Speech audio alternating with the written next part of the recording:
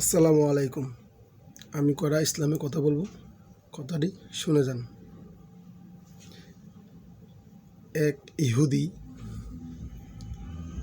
হজরত মওলা আলীর প্রশ্ন করল, হজরত আলী রাদিয়াল্লাহু আনহুর প্রশ্ন করলো, আমি তোমায় কিছু প্রশ্ন করুন, প্রশ্ন উত্তরগুলো তুমি দিতে পারো, তাইলে আমি তোমার হাতে বায়াত গ্রহণ করব। প্রশ্নটা হইল,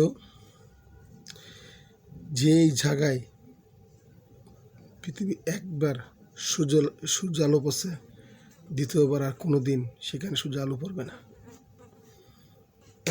2 নম্বর প্রশ্ন, কোন পুরুষের বাবা নাই? কোন পুরুষের বাবা নাই, এমনকি কোন নারীর বাবা নাই? 3 নম্বর প্রশ্ন, কোন দুস্তি আছে দুইজন, যাদের দুস্তিটা কোনোভাবেই ভাঙবে না? কোন দুই দুস্তি আছে, যে দুই বন্ধুর সম্পর্ক, দুই প্রেমের সম্পর্ক কখনোই ভাঙবে না ও বিচ্ছিন্ন হবে না? আরও অনেক প্রশ্ন আছে, ভিডিওটা বড় হইতেছে দিকে আমি শর্টকাট বললাম। প্রথম প্রশ্ন,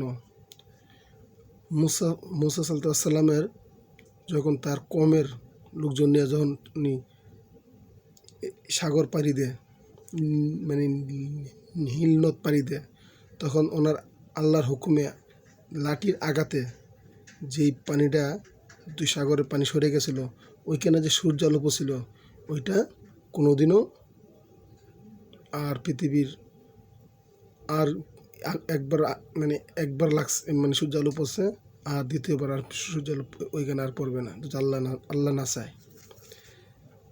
দ্বিতীয় আমার প্রশ্ন বলছে যে কোন পুরুষের বাবা মা সারা হয়েছে?